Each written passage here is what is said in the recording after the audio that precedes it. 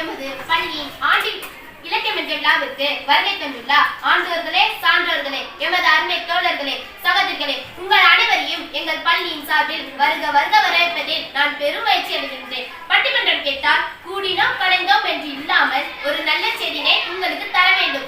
இச்செய்தினை நாளும் நாம் கடைபிடித்தால் நம் வாழ்க்கை சிறப்பாக அமையும் என்ற உயர்ந்த நோக்கத்தில் ஒரு சிறந்த தலைப்பினை தேர்வு செய்துள்ளனர். இக்கால சூழ்நிலையில் சமூக வலைதளங்கள் வரமா சாபமா? சமூக வலைதளங்கள் இந்தியாவில் மட்டுமே அதிகம் பேர் பயன்படுத்துகிறார்கள். ஒரு வீட்டுல கழிப்பறை இல்லை என்றாலும் ஒருவன் 4 போன் வச்சிருக்கிறான்.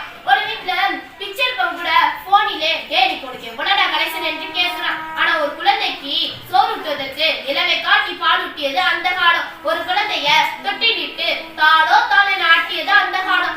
ஆனா இப்போ ஒரு குழந்தைய தாளாட்ட கூட தொலைபேசி தேர்ந்தது. அதை பார்க்க பார்க்க தொலைந்து போகிறதா குழந்தை, அல்லை தன்னை புதுப்பித்துக் கொள்கிறதா என்பதுதான் இங்க விடப்பட்டிருக்கும் கேள்வி.